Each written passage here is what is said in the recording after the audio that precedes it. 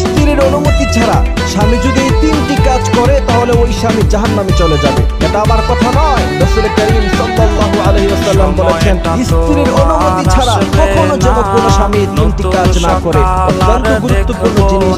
1 number, কোনো স্বামী যদি স্ত্রীর অনুমতি ছাড়া এই কাজটি করে, যেটা আমার দেশে অহরহর ঘটে যাচ্ছে, আমরা খেয়ালই করছি না, অথচ এর জন্য তাকে আল্লাহর কাছে জবাবদিহিতা করতে হবে এবং আল্লাহ সুবহানাহু ওয়া তাআলা তাকে এই কারণে জাহান্নামে দিয়ে দিতে পারেন। প্রথম নাম্বার কি? প্রথম নাম্বার হলো বিয়ে করার পরে মোহরানা আদায় করার আগে স্ত্রীর গায়ে স্পর্শ করা যাবে না। কথা বুঝছেন? মনে করেন আপনি বিয়ে করেছেন আজকে, এখন আপনি তো মনে করতেছেন যে আপনার স্ত্রী আপনার জন্য হালাল না।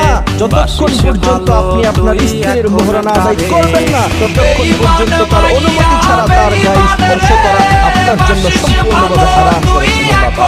মোহরানা দেওয়ার পরে তারপর তার অনুমতি ছাড়া আপনি তার গায়ে স্পর্শ করতে পারবেন, সেটা তো ইসলাম কোনো বাধা দেয়নি। তবে